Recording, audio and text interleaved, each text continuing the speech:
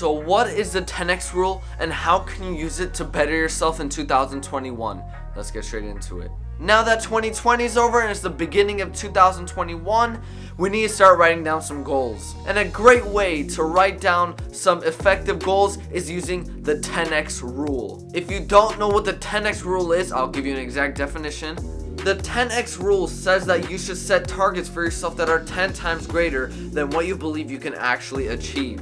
What that basically means is that you would be multiplying what you think you can achieve by 10. So now instead of trying to get 10,000 followers, you'll be trying to get 100,000 followers. And let's say at the end of the year, you only made 50,000 followers.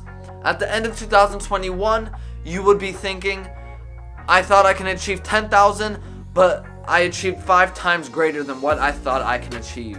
Also, the 10x rule will make you want to achieve that goal, so it'll make you do more things. If it was just 10,000 followers, you would see, oh yeah, I'm about to hit it, I'm just gonna do it normally. But if you still see, oh, I have a long way to go, I'm gonna keep posting videos and get even more, working harder in order to get that bigger prize. And that is what the 10x rule is.